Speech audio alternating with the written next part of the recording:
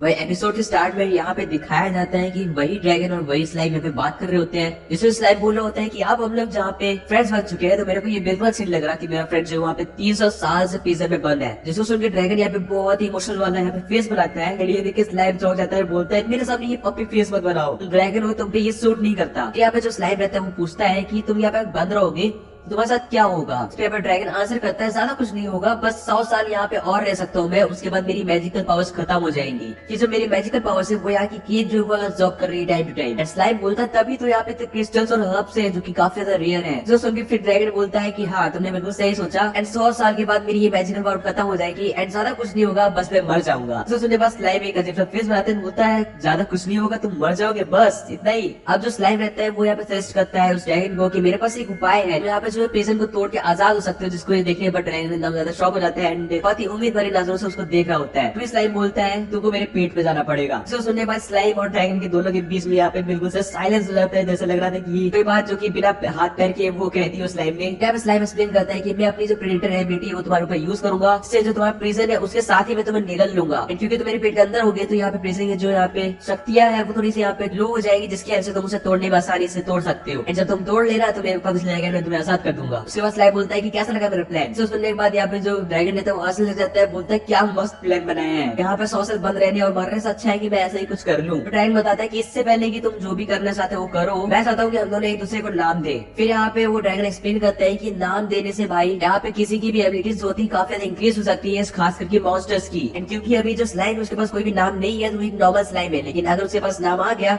तो वो एक नाम वाला मॉन्स्टर बन जाएगा भाई, क्योंकि यहाँ पे जो ड्रैगन है वो 4th ग्रेटेस्ट ड्रैगन है। अगर उसने नाम दिया तो भाई उसके पास डिवाइन प्रोटेक्शन भी आएगा। तो यहाँ पे ड्रैगन बोलता है मेरे पास नाम तो है लेकिन मेरे पास फैमिली नेम नहीं है, तो मेरे को फैमिली नेम दो मैं तुम्हें नाम देता हूँ। फिर यहाँ पे स्लाइम रहता है वो सोचता है कि थंडर ड्रैगन है, थंडर मतलब स्टॉर्म, मतलब क्या रखा जाए, स्टॉर्म नहीं अच्छा लगेगा। फिर उसको जैसे आता है वो बोलता है टेम्पेस्ट, कैसा लगा नाम, जिसको यहाँ पे ड्रैगन बोलता है टेम्पेस्ट एंड फिर बहुत जोर जोर से हंसने लग जाता है। फिर बोलता है ये बहुत ही ज्यादा फैंटास्टिक नाम है। फिर यहाँ पे ड्रैगन बोलता है कि अभी मेरी बारी है, मैं तुम्हें एक नाम देता हूँ। उसके बाद ड्रैगन जो रहता है स्लाइम को नाम देता है रेमरू। उसके बाद भाई यहाँ पे जो स्लाइम रहता है ना वो काफी यहाँ पे इवॉल्व लग जाता है, जैसे तुम लोग देख सकते हो। फिर इवॉल्व होने के बाद यहाँ पे स्लाइम अपने को इंट्रोड्यूस करता है, बोलता है कि मैं हूँ रेमरू टेम्पेस्ट। एंड उसके बाद अपना वो प्रेडेटर जो एबिलिटी रहती है वो यूज करने लगता है रेमरू। जिसके बाद भाई यहाँ पे ड्रैगन भी शॉक हो जाता है, पैंडोरा भी यहाँ पे शॉक हो जाता है कि इतना बड़ा स्लाइम, मतलब इतनी ज्यादा ताकतवर एबिलिटी स्लाइम के बाद कैसे हो सकती है। लेकिन फिलहाल यहाँ पे उसके प्रिजन के साथ साथ उस ड्रैगन को निगल लेता है रेमरू। फिर हमें यहाँ पे दो लोग दिखाई जाते हैं, जहाँ पे पहला बंदा बोल रहा होता है कि भाई यहाँ पे जो अपना पैंडोरा है क्योंकि प्रिजन में यहाँ पे कैद था वो यहाँ पे गायब हो चुका है प्रिजन के साथ ही साथ। फिर सुन के दूसरा बंदा बोल रहा होता है कि हाँ इसकी वजह से जितने भी मॉन्स्टर्स है ना वो काफी ज्यादा बेकाबू हो गए हैं, क्योंकि जब तक यहाँ पे पैंडोरा यहाँ पे था वो सब कुछ संभाल के रखा था, लेकिन आप सबके सब बेकाबू हो चुके हैं। वो पूछता है कि क्या हम लोग को ये सब संभालना चाहिए, क्या हमें ढूंढना चाहिए कि पैंडोरा कहाँ गया, ऐसा वैसा। यहाँ पे दूसरा बंदा बोलता है कि नहीं ऐसा करने की कोई भी जरूरत नहीं है, क्योंकि अगर यहाँ पे मॉन्स्टर्स जो है वो बेकाबू हो रहे हैं तो हमारे सामने वाले जो कंट्री है उसको काफी ज्यादा यहाँ पे दिक्कतें आएगी, जिसके बाद हम उन पे आसानी से कब्जा कर सकते हैं। फिर हमें फिर से अपना स्लाइम दिखाया जाता है जिसका नाम अब रेमरू टेम्पेस्ट है, तो हम लोग उसे रेमरू बुलाने वाले हैं। वो बता रहा होता है कि पैंडोरा को खाए मेरे को 2-3 दिन हो गए हैं एंड अभी तक मैंने काफी चीजें जमा कर ली है, सारे क्रिस्टल्स उठा लिए मैंने जितने भी मेरे को काम के लग रहे थे। एंड वो उसने काफी ज्यादा वाटर्स की एबिलिटी भी सीखी थी, जैसे वाटर प्लेट हो गई, 2 और एबिलिटी सीखी थी जिससे वो वाटर को मैनिपुलेट कर सकता था। एंड तभी उसके सामने भाई यहाँ पे एक सांप आता है जिसको देख के भाई यहाँ पे रेमरू एकदम से चौंक जाता है, लेकिन फिर वो अपने यहाँ पे वाटर प्लेट यूज करके उस सांप को 2 हिस्सों में आसानी से काट देता है। इसके बाद भाई जो रेमरू रहता है ना उस सांप को यहाँ पे प्रेडेटर एबिलिटी की यूज करके पूरा का पूरा यहाँ पे अब्सॉर्ब कर देता है, जिसके बाद भाई रेमरू को मिलती है सांप की सारी एबिलिटीज। एंड फिर वो दूसरे मॉन्स्टर सामने आता है जो कि यहाँ पे गिरगिट की तरह लग रहा था।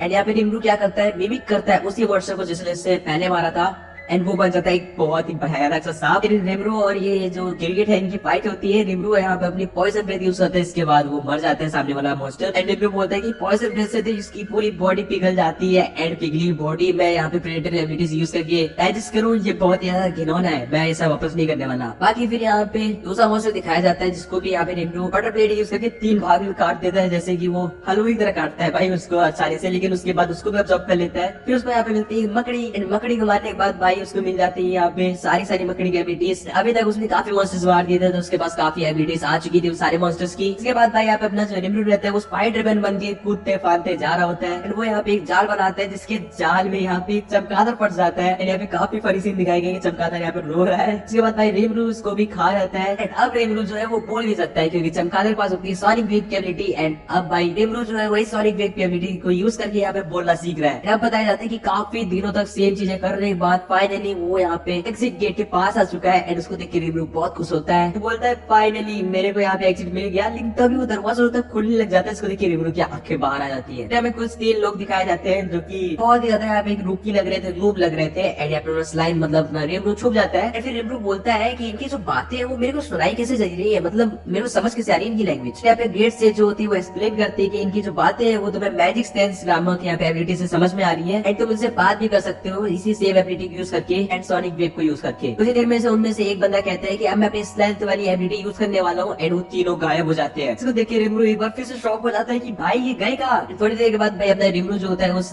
दरवाजे के द्वारा बाहर आ जाता है एंड वो पहली बार बाहर की दुनिया देखता है। रिमरू बताता है कि फाइनली इतने दिनों के बाद मैं आजाद हो चुका हूँ एंड वो भाई टहलता जा रहा था गाते घूमते। काफी ज्यादा रिमरू यहाँ पे खुश दिख रहा था एंड वो सोच रहा था कि वेंडुरा जब बाहर आएगा ना उस प्रिजन को तोड़ के तो हम उसके साथ काफी ज्यादा बातें करने वाले हैं। अभी यहाँ पे हमें एक गॉब्लिन का पूरा ग्रुप दिखता है जो कि यहाँ पे बहुत डरा हुआ दिख रहा था। इनके जो औजार थे वो भी टूटे फूटे थे, लग नहीं रहा था कि भाई वो कुछ भी कर पाएंगे। ऐसे जो गॉब्लिन्स रहते हैं वो बोलते हैं कि सर आप कहाँ से आ रहे हो एंड आपकी पावर इतनी ज्यादा है, हमें माफ कर देना, हमने कुछ भी आपको बिगाड़ा हो लेकिन हमें आपकी मदद चाहिए। इसके बाद रिमरू यहाँ पे बोलना स्टार्ट करता है वही सोनिक वेव यूज करके, लेकिन वो कुछ ज्यादा तेज बोल रहा था एंड उसकी तेज बोलने की वजह से सारे यहाँ पे गॉब्लिन्स नीचे गिर जाते हैं एंड मैं अपना सर नीचे करके बोलते हैं सर हमें पता है आप बहुत ही ज्यादा यहाँ पे पावरफुल हो, इस हमें बख्श दो, इतनी तेज बोलने की जरूरत नहीं है। जो सुनने के बाद रिमरू बोलता है अरे सॉरी एंड फिर गॉब्लिन्स रहते हैं वो बोलते हैं हमें आपकी मदद चाहिए, प्लीज हमारे विलेज को चलो एंड फिर अपने रिमरू को वो लोग एक विलेज में ले आते हैं जो कि गॉब्लिन्स का विलेज होता है। हमें दिखाया जाता है कि एक बूढ़ा सा गॉब्लिन एंड एक जवान गॉब्लिन यहाँ पे रिमरू के सामने रख के उनसे प्रार्थना कर रहे हैं कि प्लीज हमारी रक्षा करो। यहाँ पे जो बूढ़ा गॉब्लिन रहता है वो बताता है कि यहाँ इस पूरे गॉब्लिन विलेज का यहाँ पे राजा है एंड जिसके बगल बैठा है वो उसका बेटा है एंड ये लोग बताना शुरू करते हैं कि इनके जो गॉड है जो जब से गायब हुए ना तब से इनके ऊपर मॉन्स्टर्स अटैक कर रहे हैं